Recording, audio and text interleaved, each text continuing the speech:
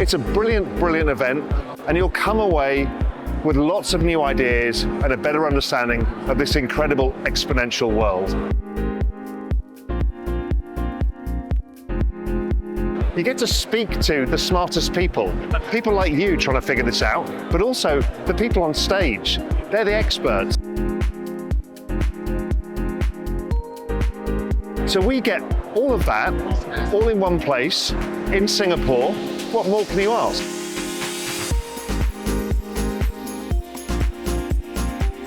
See you at Token 2049.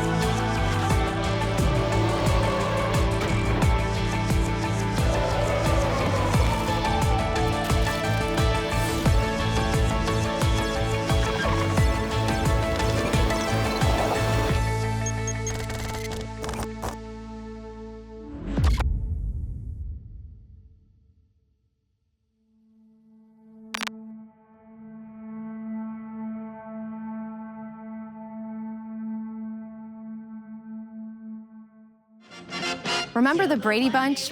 Back before our money was broken, you could have one parent working while supporting a family with 6 kids and a live-in maid.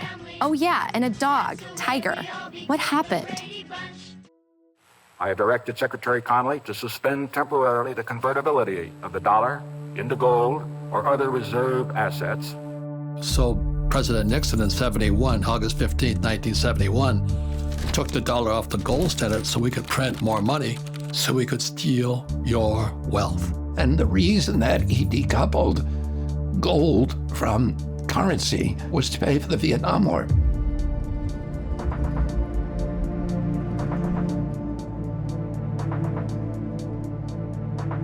The dollar will dramatically lose its purchasing power. The more they print, the more it gets diluted.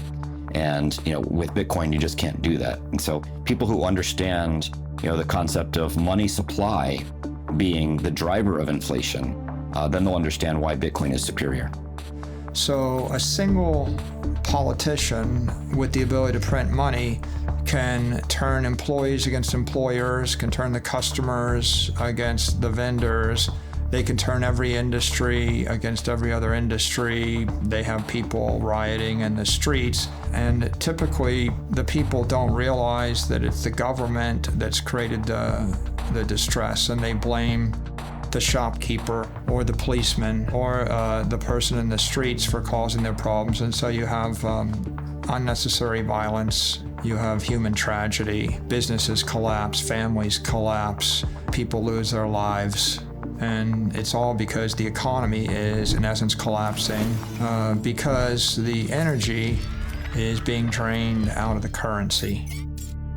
There has been so much damage caused by broken money over the last 50 years, and more people are feeling left behind. If you work for a living, you're paid a salary, you're kind of a slave. Well, that's a harsh word, it makes us uncomfortable. But it's true in the sense that you're given a certain amount of money for your time and effort. Therefore, you don't have time for creativity and innovation because you're just doing your job, just punching your ticket. Well, part of that is because your money that you're paid gets less valuable every day. We've been sold a bill of goods that inflation is good for us. That's nonsense. Why should the devaluation of my hard-earned money be good for me? That doesn't make any sense at all. Who it's good for is the people at the tippy top. How in the world are they going to get ahead if they're operating on this system that doesn't preserve their energy and their work and their time? So it seems like we're all getting rug pulled. I have a sneaky feeling it's inflation that's taking advantage of us. But what exactly is inflation?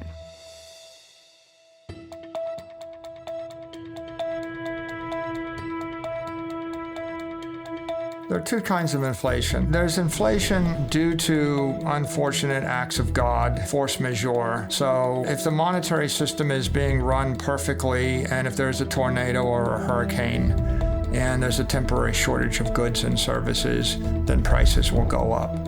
And so that is physical inflation. But there's another form of inflation, which is monetary inflation, and this is much more common. And this is generally the source of 98% of inflation in the world, the vast majority of it. And that's when all of the goods and services and assets in a society are priced in a currency that is in and of itself inflationary. So if I price things in the dollar and I double the supply of dollars, the supply of houses doesn't increase, but the supply of dollars does increase, therefore the prices will probably double over time. Typically, especially if you're going through a hyperinflation, wages do not keep up. They do not keep up. And so inflation eats into purchasing power. You can't buy enough to feed your family. The average income in this country is now $5,000 less than the average cost of living. The cost of basic human needs, food, shelter, and transportation is now $5,000 more than the average person makes, which means if you're in that category, which is most Americans, you now cannot make ends meet. Here in the United States, they target 2% inflation. They're literally saying we want to steal about 2% of your purchasing power every year.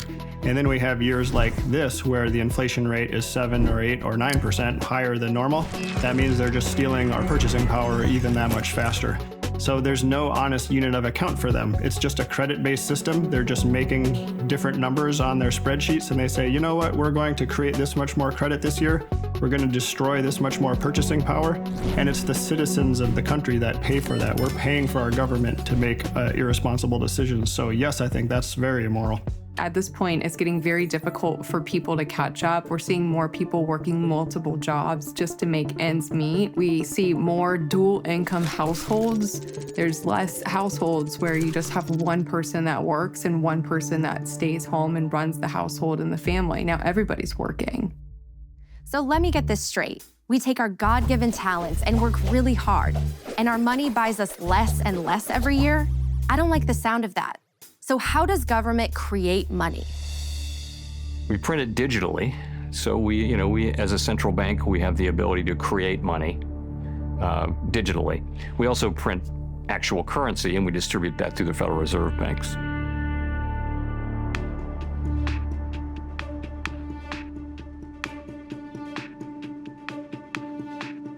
The current financial system was built for the elite.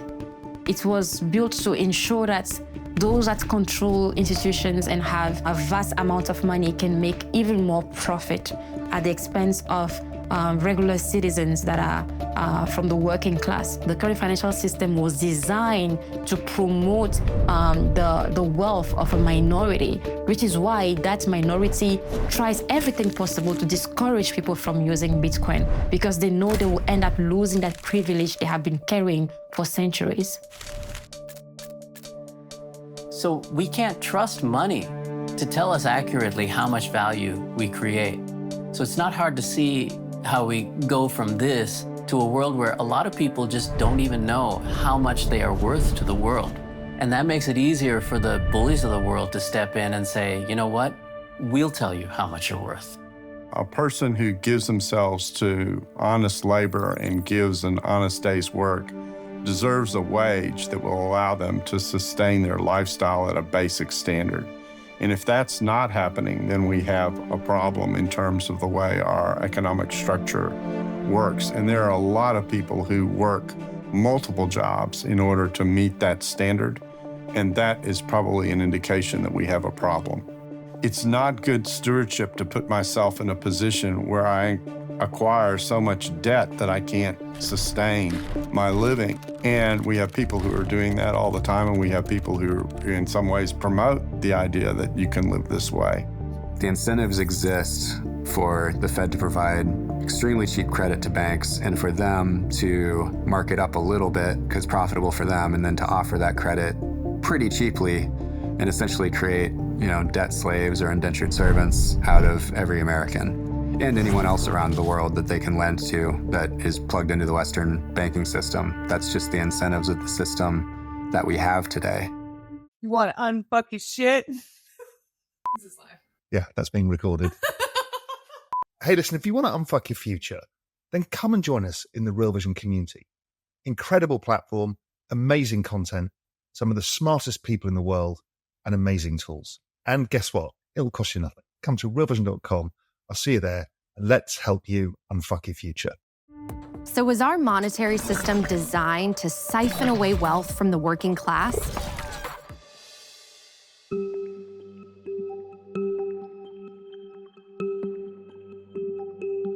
If we go back to medieval times and perhaps a bit earlier, we can see how money emerged. What happened is that every local sovereign nation-state or city-state tended to issue its own currency. And two things impacted the reliability, the durability, and the effectiveness of that currency. One was whether the issuer of the currency, whether it was a nobleman or a king, or whether it was a constituted government, whether they could, to use the phrase from Isaiah, to resist the temptation to dilute the currency. And it is a huge temptation. There's no question about it. I like to use a silver dollar as an example. So when this dollar was created, right, it was worth $1. As a matter of fact, for a while, you could take a U.S. silver dollar note and exchange it for $1, right? So this used to be $1. Today, I just checked, and it takes $38, paper dollars, Federal Reserve note dollars, to buy $1 of silver. That gives you an idea of the destruction of the purchasing power. And that's why we're seeing today in the post-lockdown world, all the central banks around the world printed tons and tons of money. And that just doesn't make any sense. And so people say, well, why are housing prices going crazy? And why are food prices going crazy? Well, it's inflation. It's actually not really inflation. Inflation is when there's excess demand for limited supply, so the price rises. This is currency devaluation. So weights and measures were the way in which you'd say, if I got a pound of something, I'll give you a pound of this, or the equivalent. And there's a real warning in the scriptures, Deuteronomy, Leviticus, especially in the Mosaic Law, and then later in the book of Isaiah, the book of Proverbs, that talk about things like, and they use a lot of metaphors, like diluting the wine with water.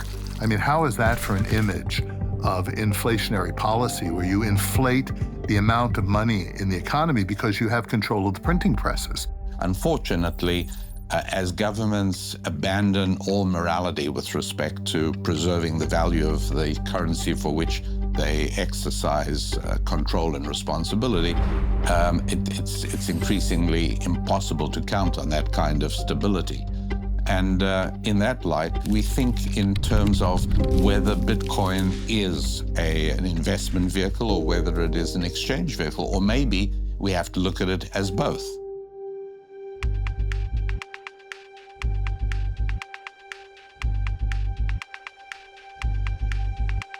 There's no actual mechanical difference at all between you and I putting together a dollar printing machine and spinning up some counterfeit $100 bills and trying to go out, take those into the world and trade them for goods and services. There's no difference in you and I doing that and what the Federal Reserve does by the trillion. It is one of the core contributors to the rich getting richer and the poor getting poorer. The particularly egregious thing about fiat currency is that it can cover up theft in the name of policymaking. whereas electronic currencies based on algorithms can't do that. If you think of the average citizen, it is very hard to plan your life. If I don't know what the central bank is going to do next month, let alone a year from now, 5 years, or 10 years from now. I use the example of baby boomers, right? Baby boomers, when we were young, we thought $500,000 would be a perfectly good amount of money to retire on. And now, suddenly, it looks like $500,000 is nowhere near what you really should have to retire on. Well, the reason for that is the systematic destruction of the purchasing power of those dollars. So that makes all baby boomers and all citizens more dependent on government. And that's very good for government. So not only are people unable to retire, they can't even get their life started.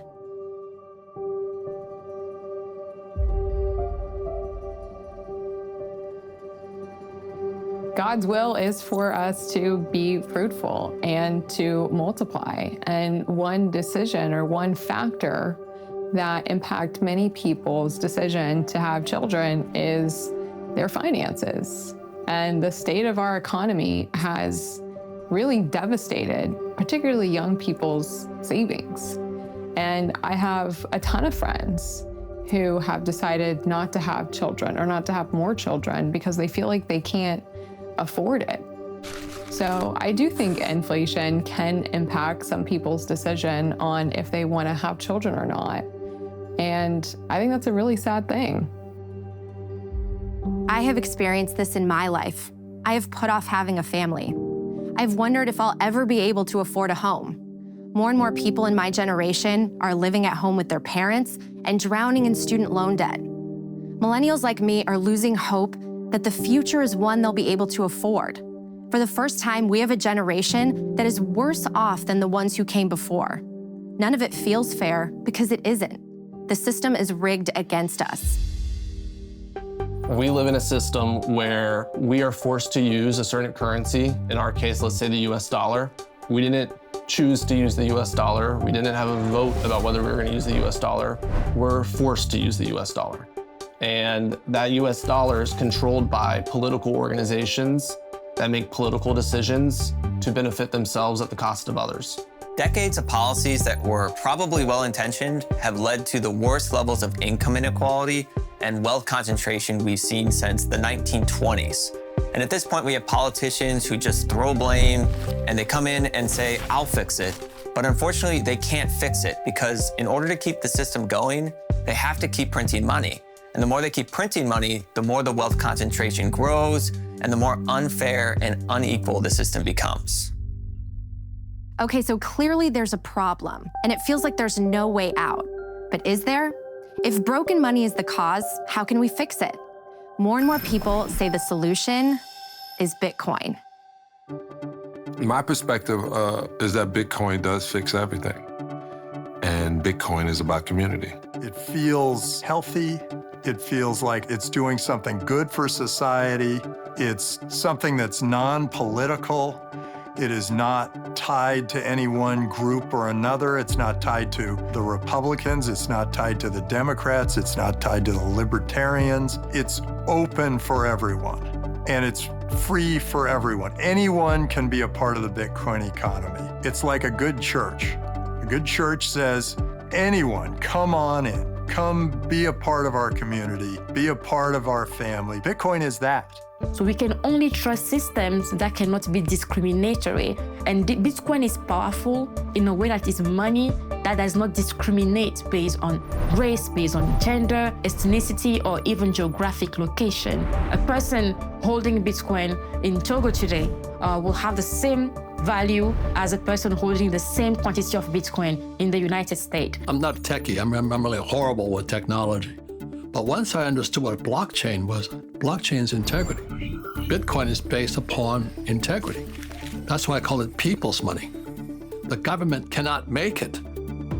Bitcoin is not this centralized control of the economy. Bitcoin is built by the people, for the people.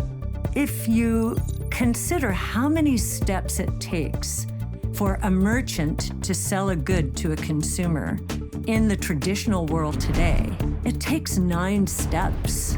And what the Bitcoin network does is take 7 of those steps away. It's peer-to-peer. Those steps, by the way, are dominated by toll takers. They're taking fees.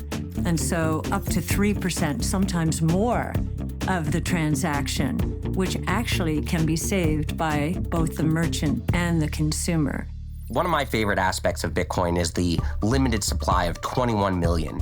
I think that having something that can't be changed makes it so powerful, and it makes people appreciate, just like their time is limited, their own personal wealth is limited. When they see that the Bitcoin amount is limited to 21 million, it really makes them understand the difference between Bitcoin and every other currency, all fiat currencies which don't have this limit. So that key is what makes Bitcoin special. Bitcoin is a digital bearer instrument. You can think of a bearer instrument as he who holds it, owns it. So if I am walking and I find a $10 bill on the ground and I pick it up, who owns it? I do, because I'm now holding it.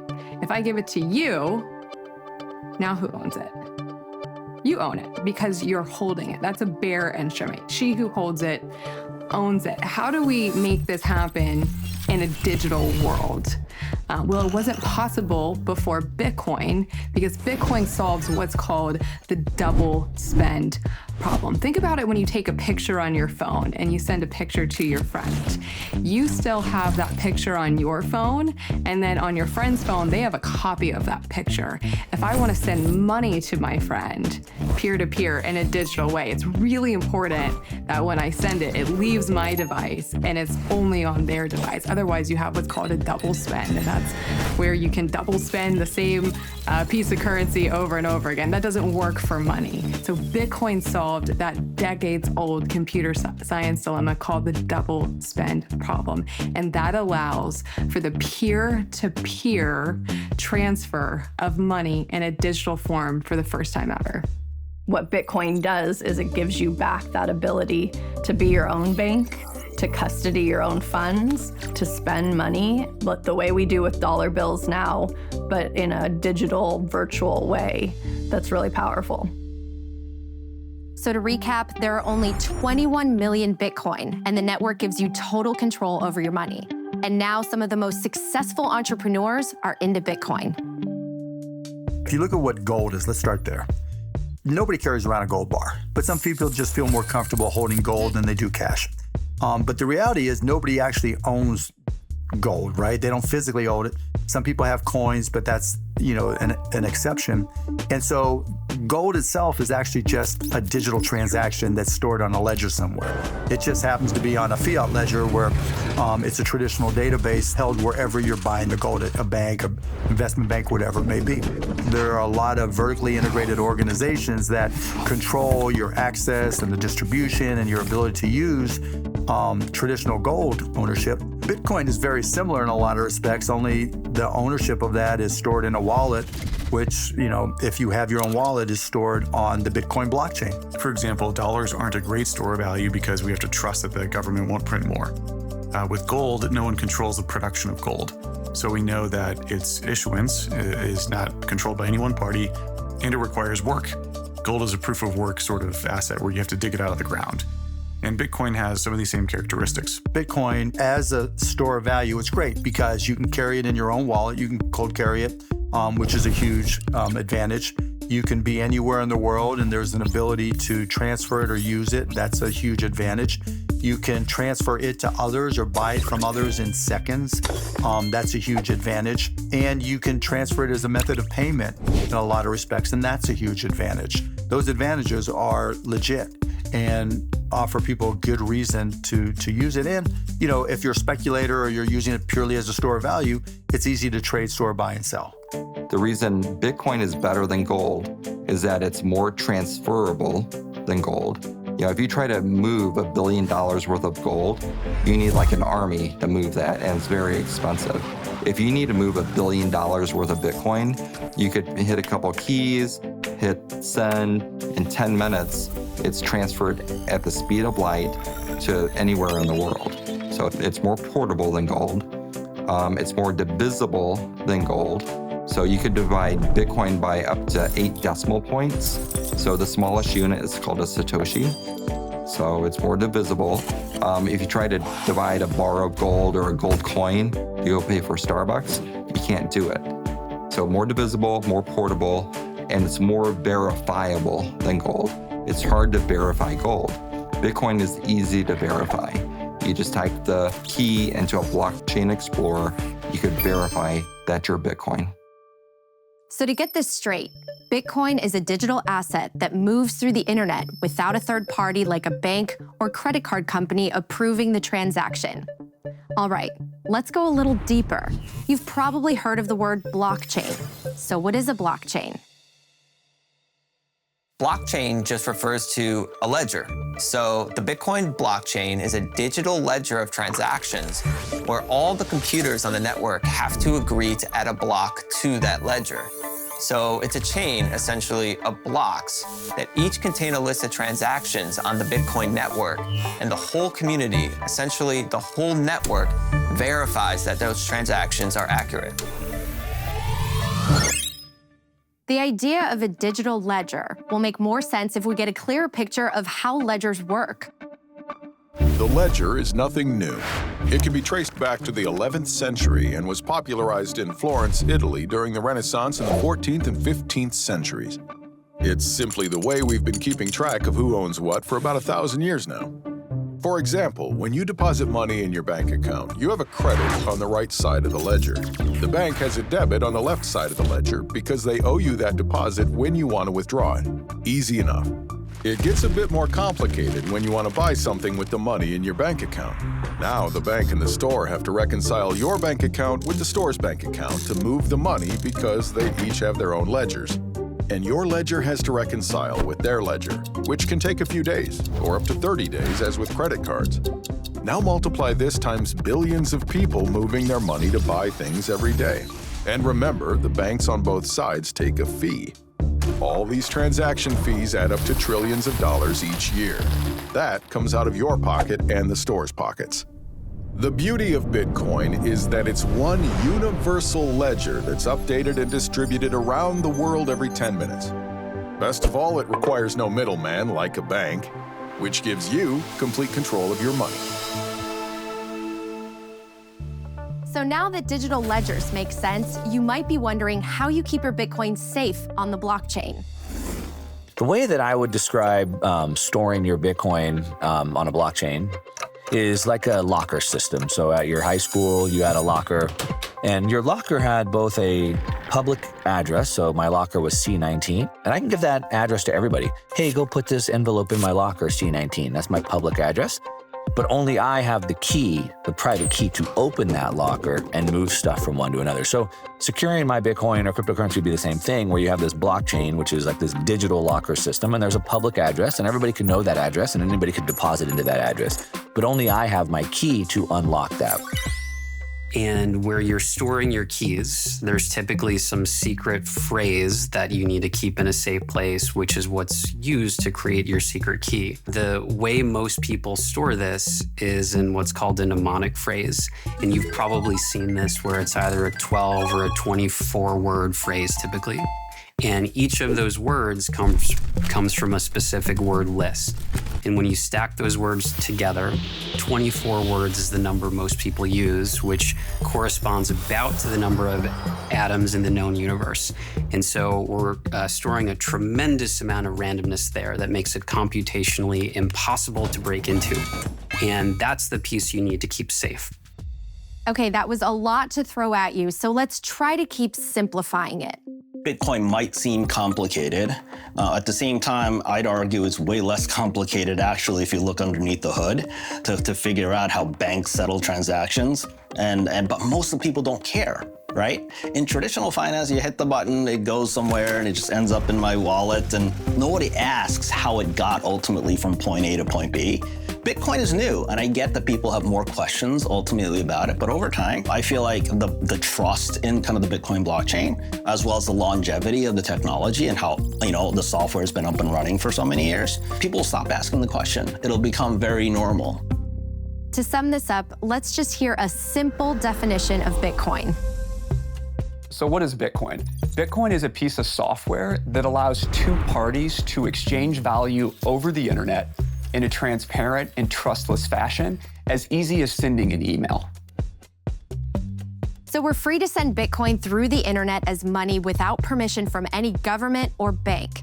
But you might be wondering what the difference is between Bitcoin and the CBDCs you've been hearing about. What a CBDC is central bank digital currency. Now, what it is they're trying to take, and when I say they, I mean central banks and the government, are trying to take the concept of fiat currency and digitize it into a digital dollar. Now, the challenge with this is that allowing the state to create these central bank digital currencies, it is creating a mechanism by which the government can surveil every single transaction that an individual makes. And not only can they surveil these transactions, it allows them to turn off your bank account if you start doing something that they disagree with.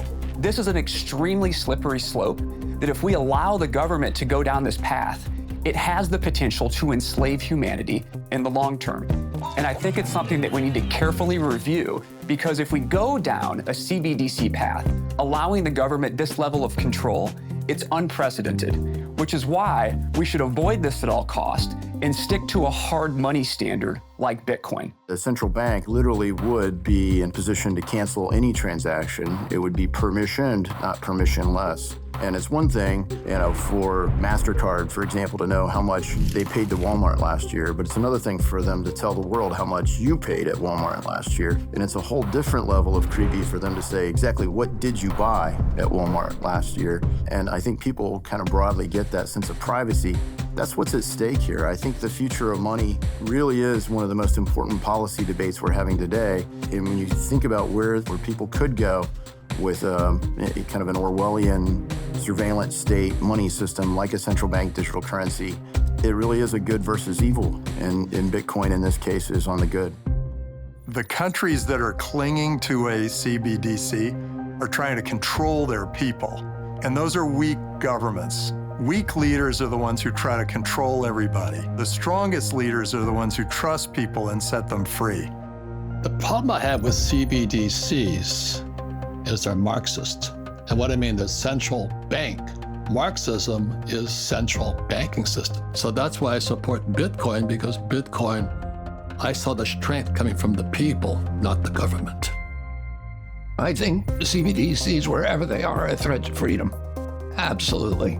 You're seeing CBDCs in China right now where the populace are trying to go into a store and they're scanning a QR code and they're seeing in their wallet that it's an invalid purchase because maybe they're from a region that's 100 miles away, or they're going to a pharmacy and they don't want that person to have access to that type of drug or medical treatment. With the CBDC comes the programmability and control of the government saying you're allowed to do this or you're not allowed to do that. And we've already seen it rolled out in China, and it looks a little scary.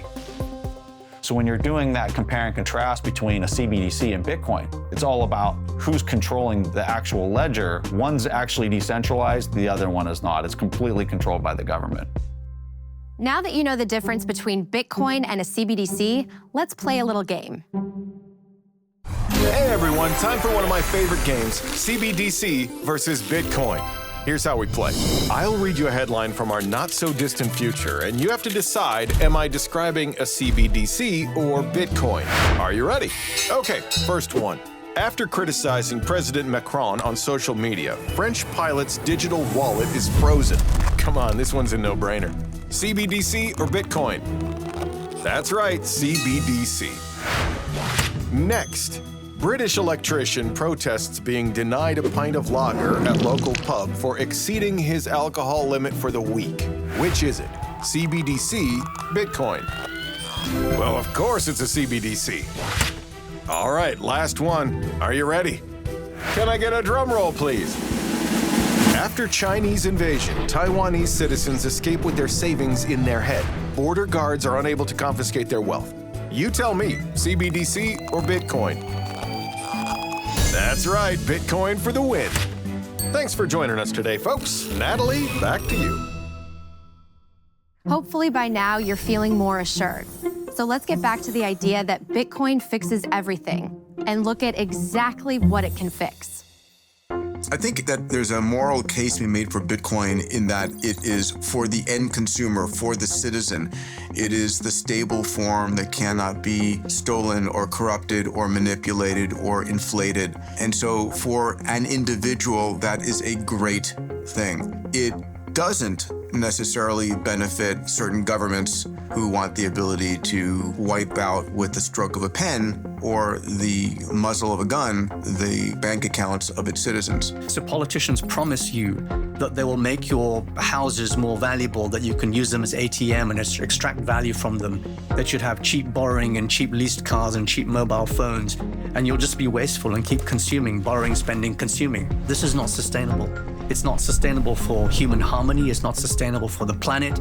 It leads to a joyless market society that measures GDP and exchange value over experiential value. And experiential value is much more valuable to human beings.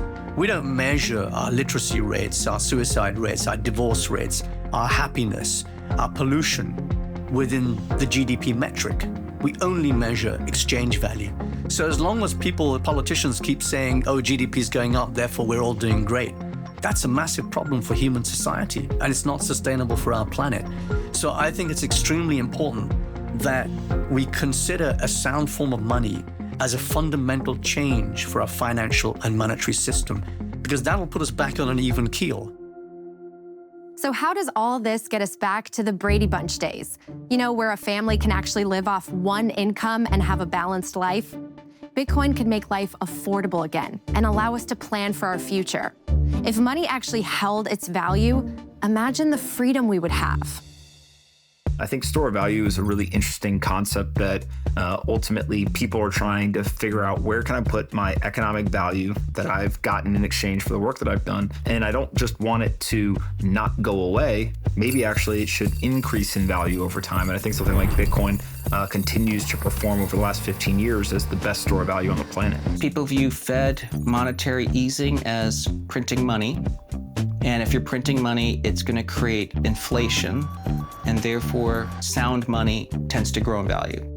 Just in case you haven't heard of sound money, let's take a moment to learn what that term really means.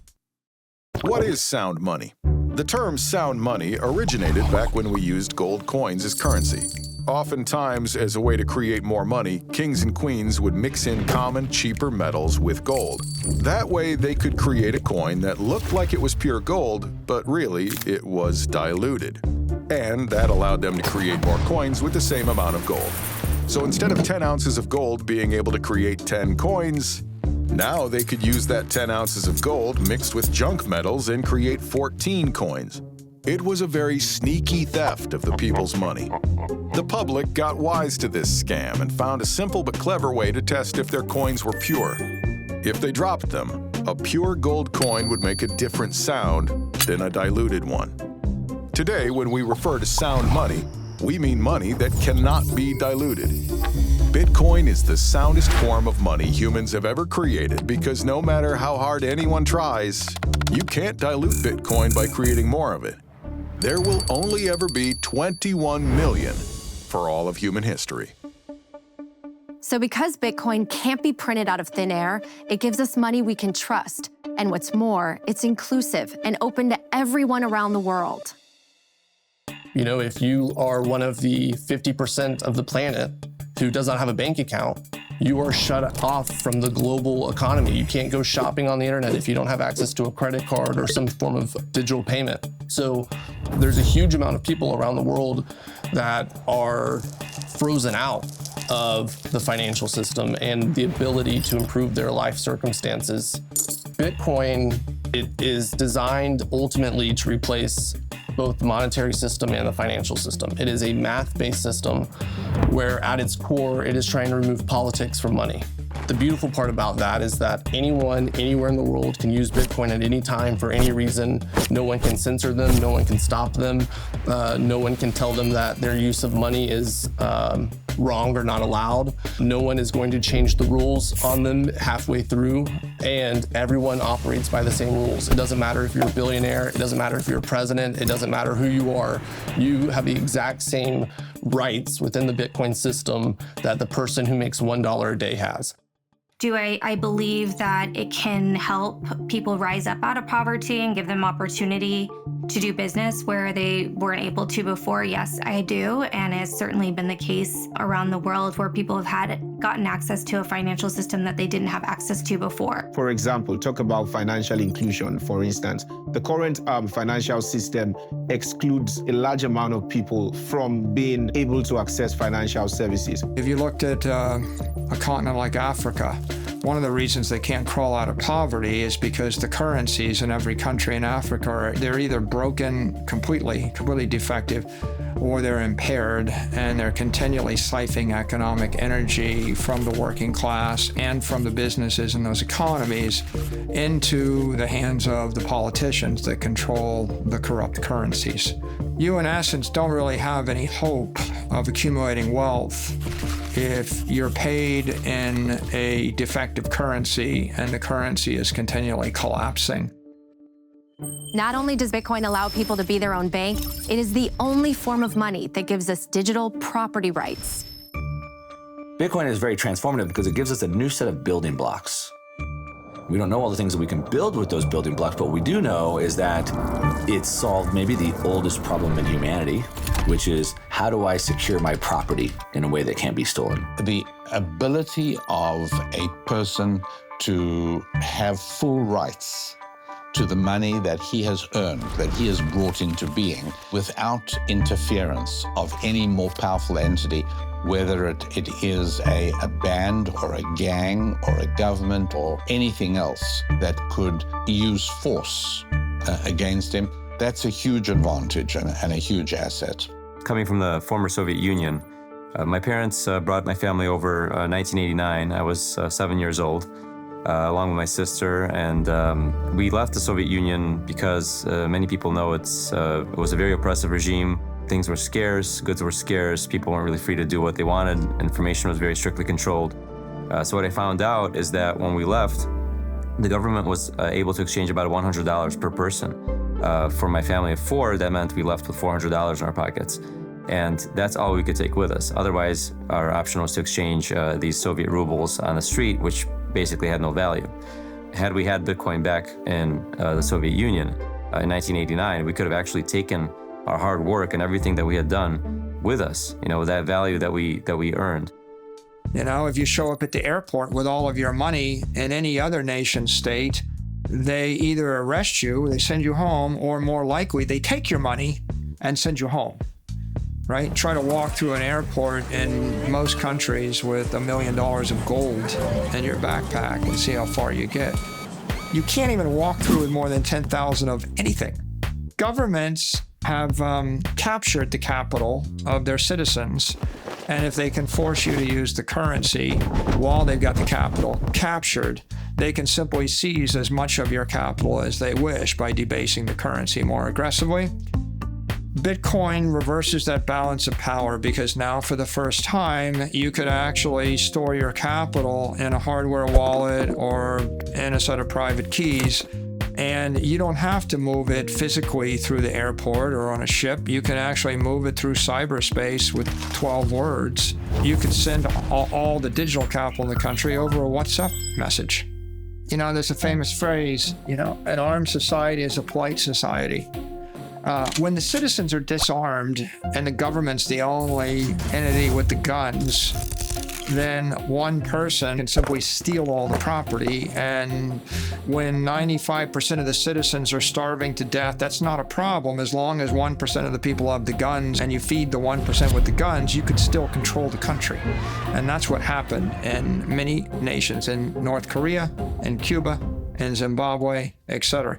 Bitcoin economically arms everybody. Like, for the first time in history, you can fight back You actually can store your economic energy and protect it with cryptography and a 300 exahash wall of encrypted energy, and no mayor or governor or country can seize that from you, no matter how much weaponry they have. And what happens then? If I can't take it from you by a force, I have to negotiate with you.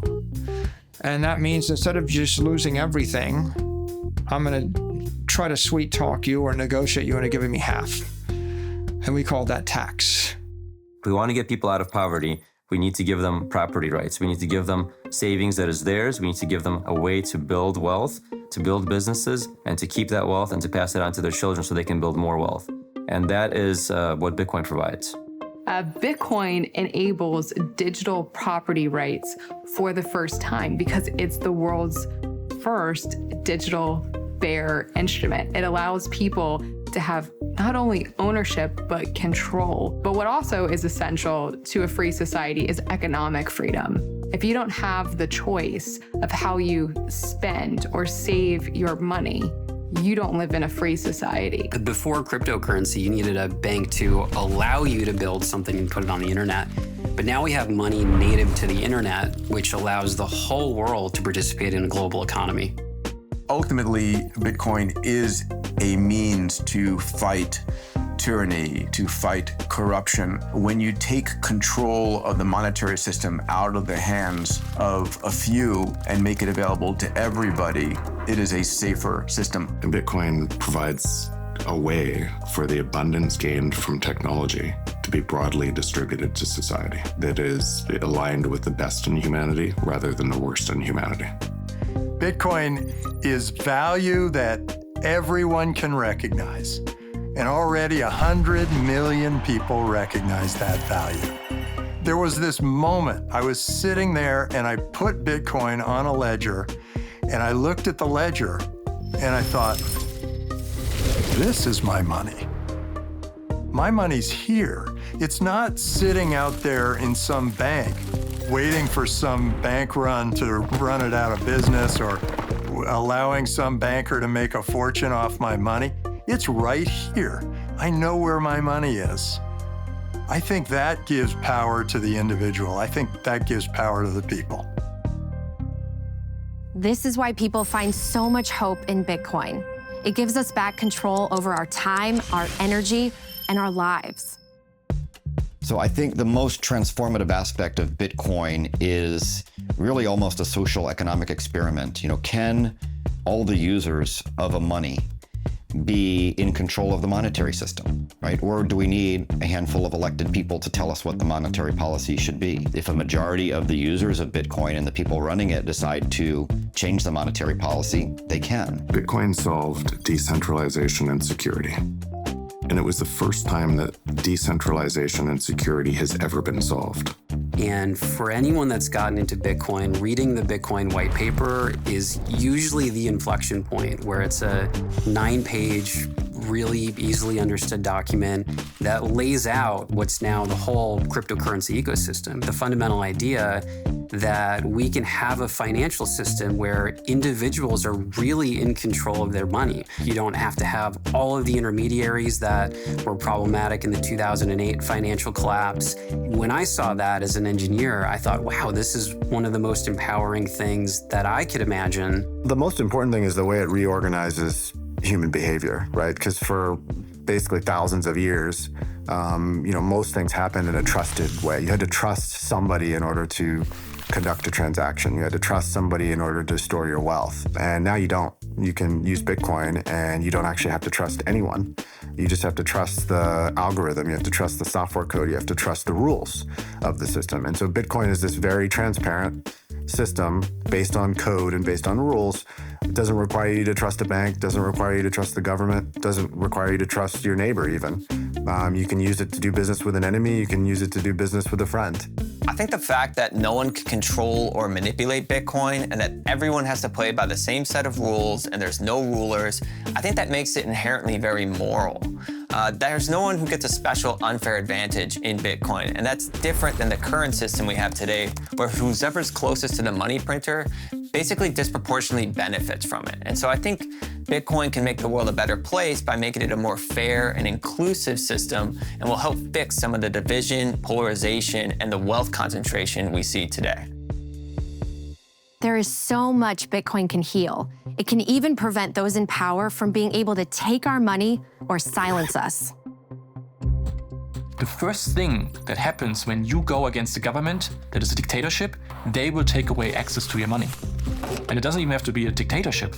Justin Trudeau in Canada worked to use banks to cut off money for truckers. They were protesting COVID restrictions that were put on them in Canada, and they were using the banks to do this. This was actually considered illegal in Canada, but nevertheless, Trudeau did it.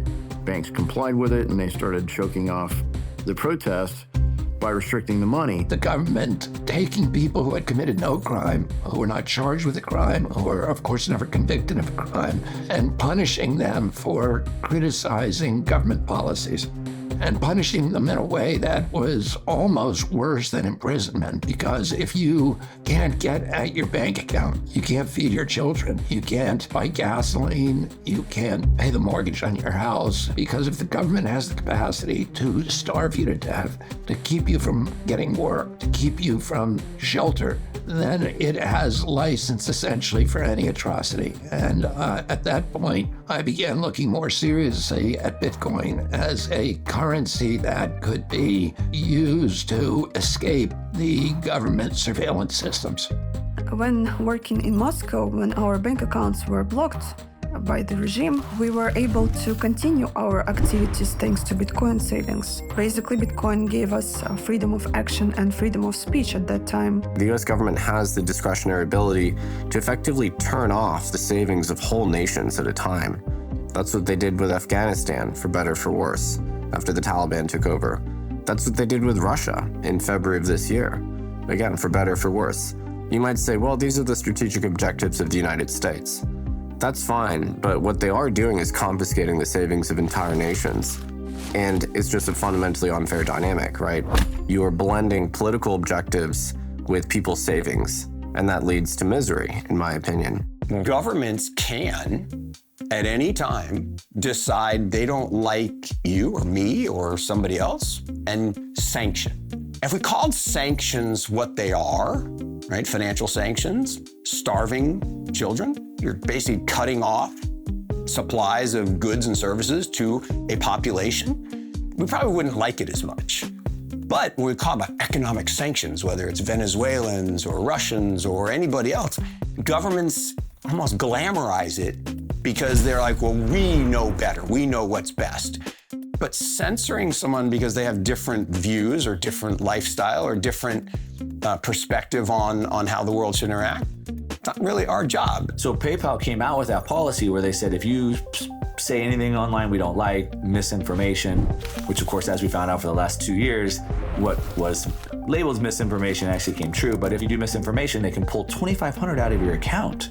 It's not your money. Of course, they got massive amounts of backlash, and they came out and said, whoa, that was a mistake, that was a mistake. And what we're seeing in Canada, what we're seeing with PayPal, what we're seeing with the banks is that your money that you think is your money is not your money. And at any time, they can decide to censor you or block it if they want. And at the end of the day, if we don't have the ability to determine our own future for ourselves or our family on a monetary basis, we don't actually have any real control of anything in our own lives. Bitcoin puts you back in the driver's seat of your life, which is why so many people see it as the ultimate force for good. I absolutely believe that Bitcoin already is making the world a better place and will continue to do so in the coming years. There's been plenty of examples of currency collapse just in the last 13 years since Bitcoin has existed. And we get these every single year. So there have been major, even middle-income nations where the currency has effectively failed, and Bitcoin has been a life raft for those people. When the war in Ukraine broke out, I had friends there on the ground trying to help some folks that were stuck in bomb shelters, delivering food and water. And they asked us to help them monetarily, try to help them buy more supplies. On a Saturday night, the only way to get money into Ukraine was Bitcoin. There's no other technology that can cross borders outside of banking hours. So we were actually able to use Bitcoin to send it over there and get local currency to people on the ground and to affect humanitarian aid. And I was really blown away because Bitcoin was the only thing that could solve that problem. And in times of war, all philosophical resistance to things like Bitcoin goes out the window because it doesn't matter. If it solves your problem, you're going to use it. And that's what makes me really excited about it, because there's so many problems in the world and those people really need the Bitcoin. We decided to collect some donations in Bitcoin, and Bitcoin was a kind of a plan B for us. The very concept of Bitcoin is tightly connected to the concept of financial freedom for everyone in the world, and give understanding that Bitcoin is a significant tool in a fight against global evil. You know, when people go to protest, whether it's in Uzbekistan, in Russia, or Belarus, or Ukraine, or somewhere, it's important that you know that you have financial tool which cannot be turned off in the moment when you need it, when you need to be able to fight for your freedoms. And shouldn't be naive thinking that someone in your country would not abuse the power. One day it could happen. You have to be prepared.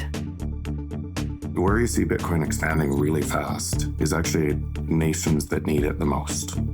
Right? You see why El Salvador is a natural is because they're most punished. They're furthest away from the monopoly system of money today. And so nations that have always seen either hyperinflation or dictators, and what you're seeing is those populations race into this open monetary protocol, and nobody can stop them. It is freedom.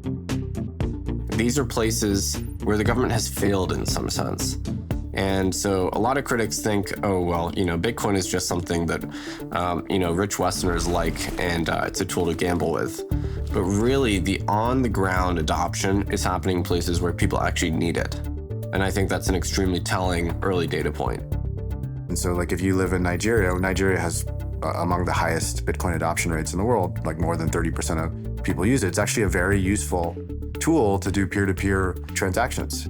Bitcoin, when you look at its alternative as a money where you don't have to trust anyone, and you can move it across countries, you can send it to your family.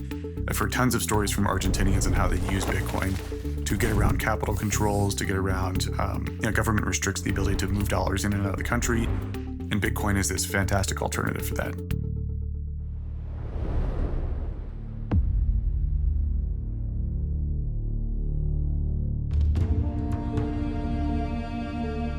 My country is ruled by the oldest military regime in Africa, same government in power for 57 years. And this is a brutal, rogue military regime that puts us under unimaginable amount of abuse and pain and control. Activists and dissidents arrested, killed, their bodies dumped in the sea. Countless of activists are jailed and have been in prison for years with no trial. Many others have disappeared, their families have never seen their body, and thousands others have fled the country, living in exile like myself. I see Bitcoin as a tool of political, social, and economic liberation. The reason why is because the ideology behind Bitcoin in itself is geared toward giving monetary agency back to people, to citizens, no longer having people depend on banks and governments to control their money and determine its worth. We are also in a situation where, as citizens of our nation, our money is worth absolutely nothing outside of our borders. So when I see Bitcoin, I see it as a tool that can allow us to put an end to this continuous colonial system that has maintained our countries and our people in bondage. The goal of my activism is to eventually get to a point where my people can live freely and in dignity. And that cannot be attained without financial freedom.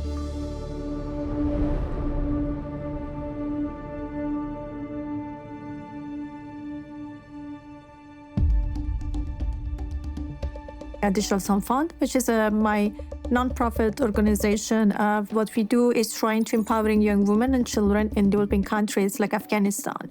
But there was an issue about that there was an inability to paying these women, because many of these women didn't have a bank account, and we have to actually send the money to their male relatives' bank account. And many of these women sometimes says that they never received the money, because once the money goes in the hands of the men and the relatives, they prefer to not give the money to the women.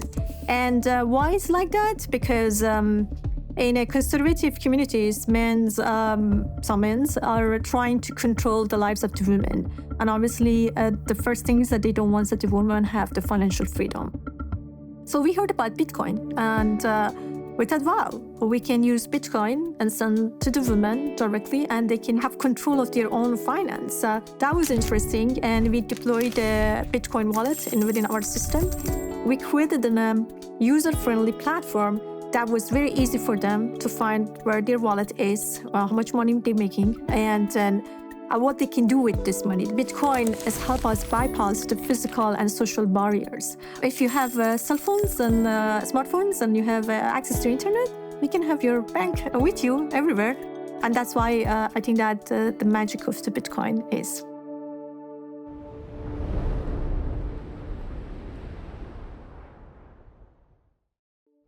The Jews of Eastern Europe when the Nazis arrived, the Jews of Spain before that, Jews of Arab countries in the late 40s and early 50s.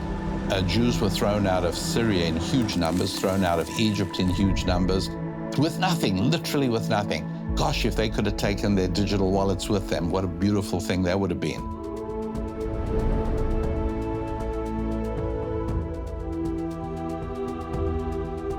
I think Bitcoin is as much an ideology as it is a technology, but because it's an ethical ideology, there are many people that feel very spiritual about it and others that view it as a religion. If you worship truth, if you worship integrity, if you worship conservation of energy and balance in the universe, then Bitcoin is your religion. Bitcoin is ethical, but it's also peaceful. It's not a currency that worships violence.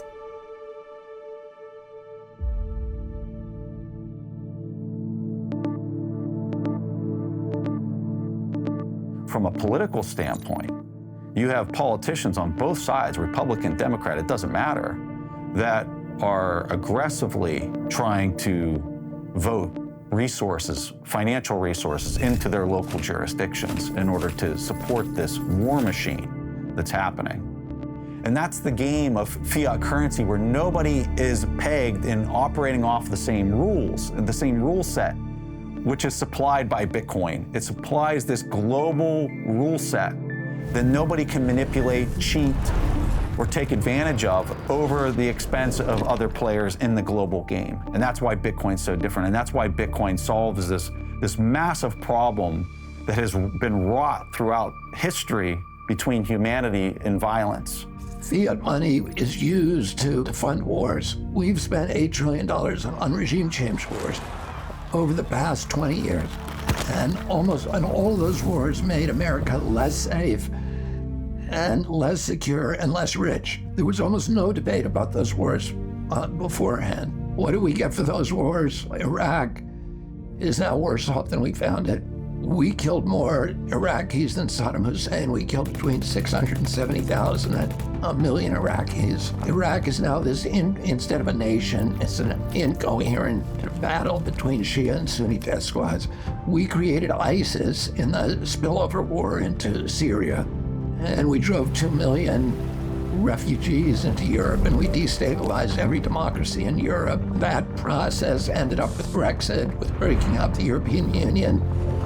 The riots that we're now seeing in France are a direct result of that surge of immigration that was driven by our wars. So the taxpayer would never agree to fund those wars in advance. And the government doesn't want it, politicians don't want to go to the taxpayer and ask that permission. So it's much easier for them to just declare the wars and then finance them by printing more money. But ultimately, the people who pay for that money are the middle class, and they pay through the mechanism of inflation. So when the governments print money, it has the ability to fund the military-industrial complex and create tremendous reckless spending. So when you look at wars throughout history, that's a very, very profitable thing. And central banks can print money to fund both sides of the war. As a person who was flying attack helicopters in combat, there was almost every single flight I went on, somebody that was being shot at, injured, killed. Providing that support for people on the ground was an extremely humbling experience to just see how destructive human beings can be towards each other. When you go far enough upstream as to what's driving this behavior, why is this even happening? I personally arrived that it's the money that's causing this to happen. And there's probably nothing more important for me in my life than trying to make sure people can understand that there's a better way to conduct exchange. And there's a better way to get along with each other than to have a trusted ledger that nobody can manipulate or change. We need to make war and fear less profitable. That's the real layer 2 solution that we need on top of Bitcoin. It's us, not code on a blockchain, but a human society that makes nonviolence and kindness more profitable than exploitation and greed.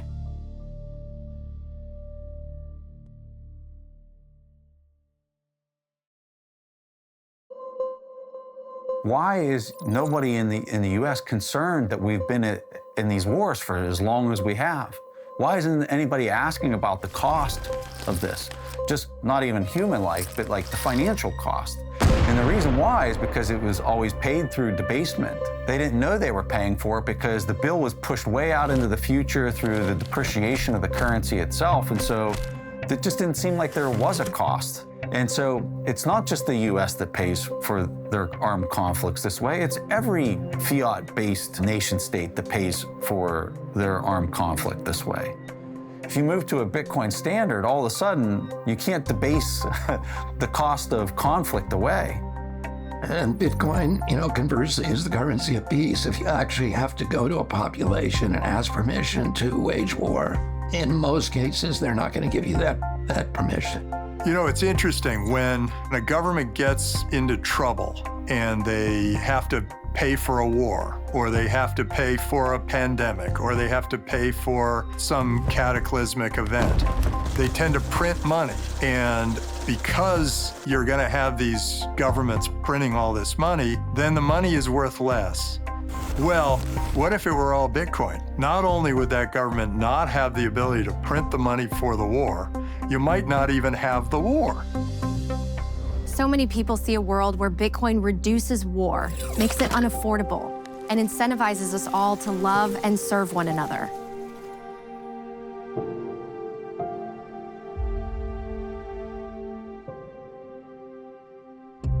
I believe that Bitcoin is just money, and in the Bible, there are many examples of what just money is and what unjust money is. Without a doubt, government fiat currency is not just money. It steals from the poor and gives it to the rich. It creates more income inequality. I think God hates the current system that government fiat creates. That elite group of people makes decisions based on their own portfolios, based on their own set of priorities or those of their friends and colleagues who mean a lot to them. They're not really making up more money, they're just taking it, very often through inflationary policies, from those who have earned it. It becomes a system of great injustice and even theft. The United States government has been printing money like crazy. It's the dream solution. It's a way of stealing money without being caught. And, spending other people's money is fun. That's all there is to it. It's one of the best reasons to go into politics. You get to spend other people's money. And most voters are not aware that as prices go up, reflecting profound inflation, that this is the doings of an immoral government that is literally stealing the bread off your table. So inflation is theft. It steals from us right under our noses. And sadly, the way people keep up with inflation is to max out their credit cards and take on more and more debt, which only creates bigger problems.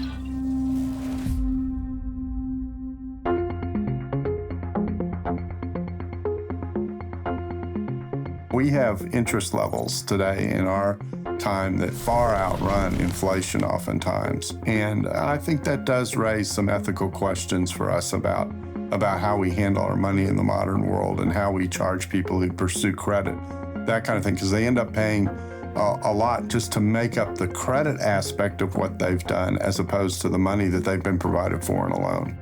So in Islam, the practice of lending at interest is forbidden. And specifically the word that is used is riba. Riba literally means surplus or excess. And it means any excess on money. So any form of money creation is forbidden. Riba is interest, it's usury, it's money creation. So when we talk about sound money in Islam, we're really talking about a form of money that cannot be created from nothing and therefore requires proof of work. Now, one of the problems with fiat money is that it doesn't require proof of work. Well, that's interesting. Let's see what other religions have to say about Bitcoin and its ethics. Many people question, what is the role of technology in Judaism? This is a tradition and a law which goes back thousands of years, so what could it possibly have to say about these modern inventions and technologies? The fact is that everything that God creates in this world is all for the purpose of making the world a better place and serving Him better. So all of these technologies, whether it's phone, internet, video, all of these things, Bitcoin can be used and should be used for the better service of God. India was this fabulously wealthy industrial power and a spiritual innovator at the same time. And it's largely because its economics had somewhere in its foundation the idea that the ultimate goal is the pursuit of moksha, this true freedom. And we can get back to that. So if Bitcoin helps us to get back to a new kind of capitalism that fosters both material well-being and spiritual freedom, it'll be great. But that kind of new capitalism won't really be that new. It's more like a return to our old habits. So it sounds like Bitcoin can bring out the best in us. Let's explore these religious teachings more deeply.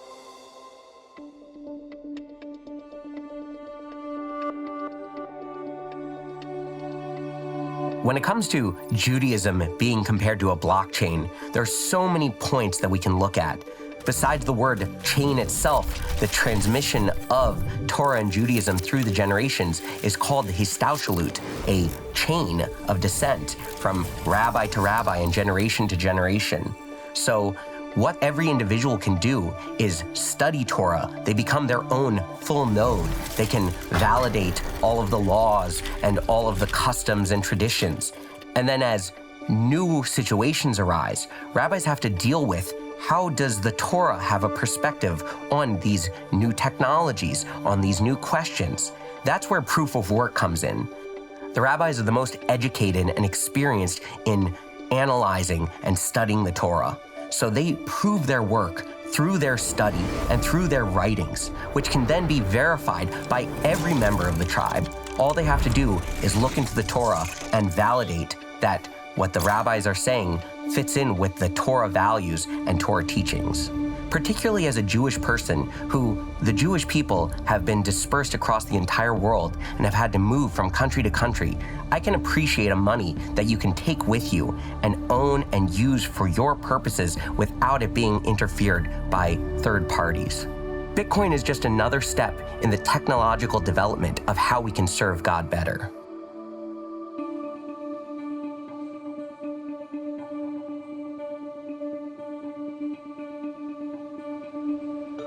Buddhism itself is a decentralized system. In fact, it's the only faith that I know of where the founder himself said, don't trust anything I say on faith. You have to validate it yourself. So what validation in Buddhism means is that you have to critically analyze anything that the Buddha himself said. So in a way, as a Buddhist, you're a kind of block validator where you yourself have to relive the Buddhist algorithm. Buddhism is really like an algorithm, a set of rules that the Buddha said, if you follow these, you will be happy and you will create a kind, benevolent, and fair society. And so that I find very parallel to the way that blockchain works because, wanted to create a system that benefits all beings, and not just some select subset. Those things, I think, are very aligned with this idea of decentralization. So, yeah, I think Buddhism is a decentralized religion.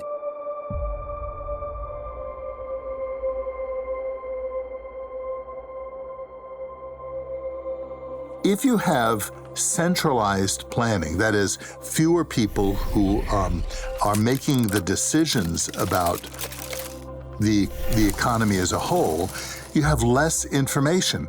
If you have a decentralized economy, what you have are more people, more inputs, more kind of connection to the reality of what's happening than you would have if you have a small Politburo, a group of policy advisors who are making these decisions, very often influenced by their own particular interests.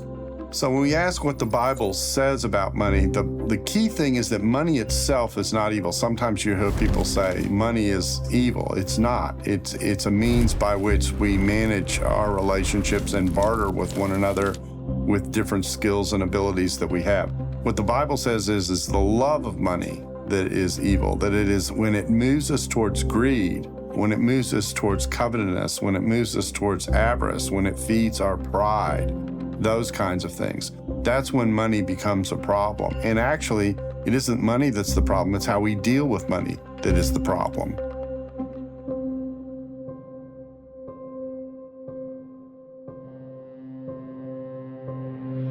Now, in Vedic economics in ancient times, the ruler, who was often elected, by the way, even 2,000, 3,000 years ago, was judged on a concept called yogakshema, which means an overall material and spiritual well-being of the citizens, particularly the weakest in society. Monetary profit was considered just a byproduct. So fiddling with the money supply, though it might do some temporary good, means that we are ignoring a lot of the key metrics of what makes life worth living.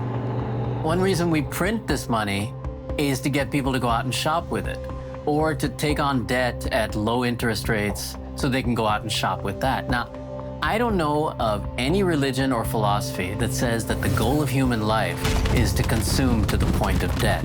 So in a real sense, we are incentivizing something that goes against our basic morality, and I'm not sure how long we can continue to do that. The truth is, what we really are is divine beings who have taken human form in a material world that we manifest together for a meaningful purpose, to be happy and free. That's the truth, and that's the foundation of Vedic economics. And Bitcoin has a chance to help us to see ourselves that way.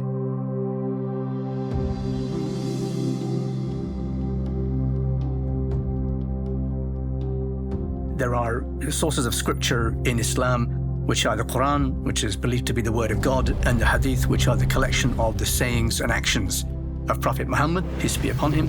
And there are two very famous Hadith, one regarding price fixing and the other regarding monopolies. The price fixing Hadith goes something like the following. A group of people came to the Prophet and said to him, would you fix the prices of commodities in the marketplace?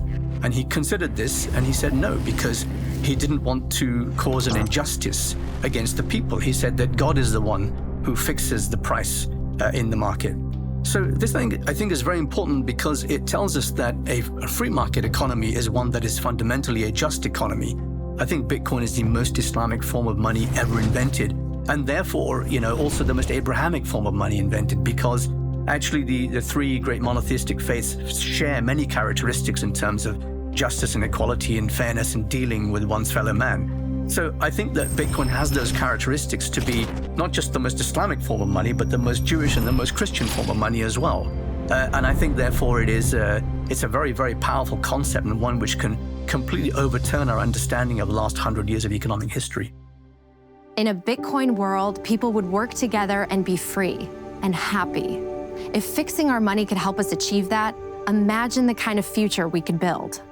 I like to kind of think about how the story of Bitcoin is still being written. The chapter 1 started over a decade ago, and here we are, and we have no idea what kind of the final chapter of the book ultimately looks like. If you think about Bitcoin taking over the world, right, the Bitcoinization of the world, and you play that out to its last element. What could that last stage be from a potential perspective? And that is a world in which there is no other currency. All of the governments have dropped the dollar and the yen and the euros, and all there is in the world is Bitcoin. And it is the standard kind of payments mechanism for anything. A few steps before that is going to be central banks around the world adopting Bitcoin as a reserve currency. I'd actually expect that to happen. At the same time, when I started in this space, I thought this might take out centuries. And every single year, I feel like my time frame gets shorter and shorter and shorter. I think if the world went on to Bitcoin standard, I think what we'd see would be less wars. We'd see government size drastically reduced because the ability to tax your citizens becomes much harder. So if Bitcoin is successful and the world starts to use it, we see the role of government start to shrink quite a bit. And their ability to extract value from their citizens and their ability to wage wars also drop too. And an optimistic government should look at Bitcoin and understand that this is a movement that's not going to stop. You can't really ban it, and if you do, it doesn't mean that every other country will either. So it's better to get on the train, see this coming, versus try to fight it and try to fight against it. It's sort of like a inevitable sort of change. The things that are happening now are things that we were only dreaming of when we were, on our PCs in computer class in 1985. This is not just an advancement in technology or an advancement in computing or an advancement of a monetary system. In my opinion, Bitcoin represents an evolution of consciousness beyond anything we've seen in thousands of years. We're moving towards a digital future, and we are moving towards a future that's going to require a disintermediation between governments, banks, and centralized control. And Bitcoin grants us this power through an open network that anybody around the world can participate in. It's extremely powerful. And if people adopt it, in time, we will see how we will put the power back in the individual's hands and disintermediate those at the top that are trying to control the human race. There isn't yet a Bitcoin tangible economy. But that may change. And in fact, I think on some level, it's already beginning to change. So it's obviously something that I think everybody should watch with great interest. I think it would be a great mistake to ignore the Bitcoin economy. I'm excited for the future of Bitcoin because we're just really beginning to understand all of it and the uses for it and the advantages of it.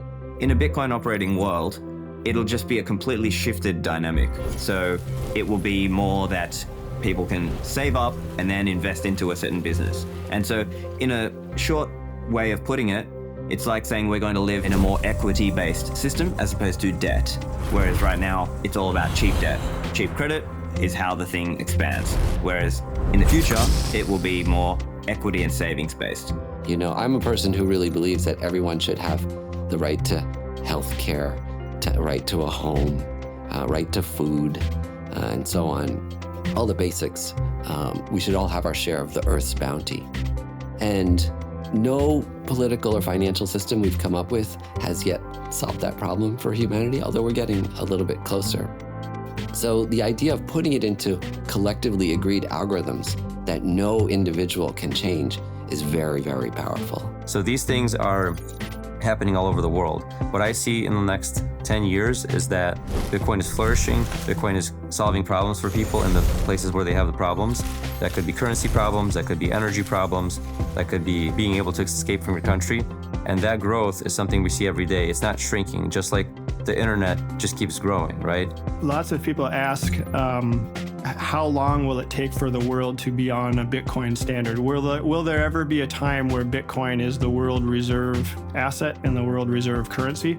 I think that that's inevitable. I do think that's coming at some point, but I think we're still kind of a long ways away from that. And so maybe 5-10 years from now, I think lots of the world's government fiat currencies are going to dissolve, and that purchasing power is going to be transferred into either the US dollar, possibly the Chinese yuan, and certainly Bitcoin. And the world will be a more just, a more honest, and just a better place to live. We consider a sound form of money as a fundamental change for our financial and monetary system, because that will put us back on an even keel. That'll actually put us closer to those values that were once espoused 2,000 years ago by the Abrahamic faiths. One of the other areas that I just really like about Bitcoin is this idea that I mentioned earlier, where it's a very unifying technology for us, considering how divisive the whole country is, the whole world. But especially in the United States, we're at each other's throats and we don't agree on anything. But now, all of a sudden, Bitcoin comes in and you have Republicans and Democrats and conservatives and libertarians because they agree on Bitcoin. And they agree on Bitcoin because it reflects their values back at them. And they believe that it's the right path for us to move forward. So all of a sudden now you have this base layer unifying technology that can really start to help us have conversations. Because the worst thing that we can do is get into our echo chambers and not talk to the opposite side anymore.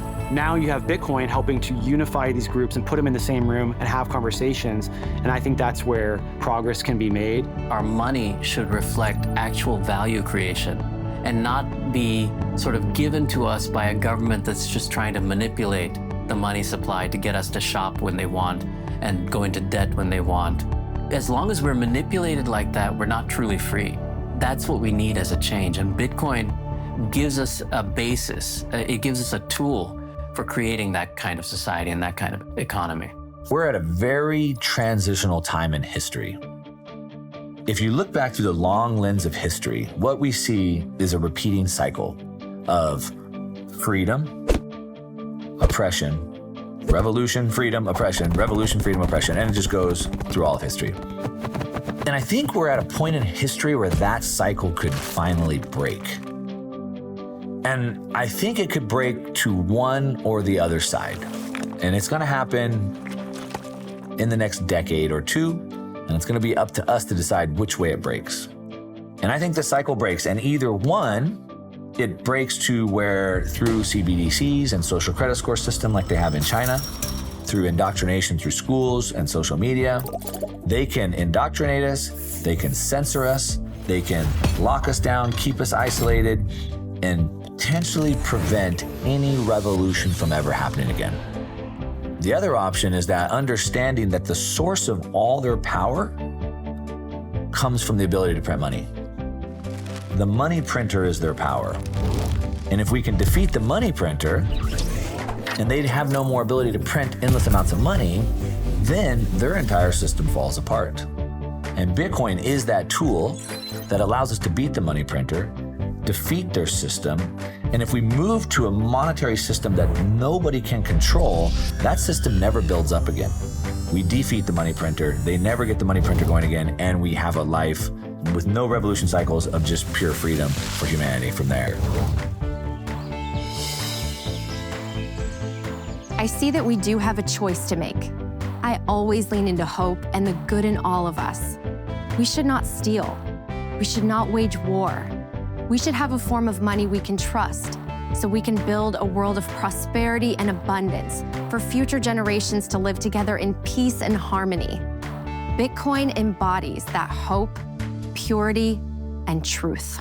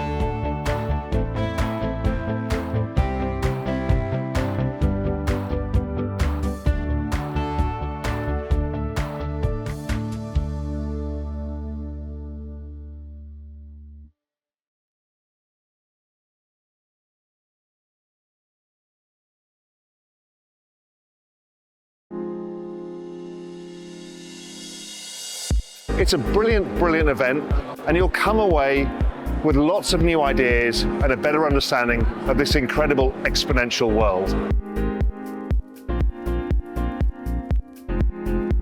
You get to speak to the smartest people like you trying to figure this out, but also the people on stage.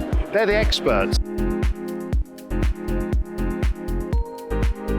So we get all of that, all in one place, in Singapore. What more can you ask?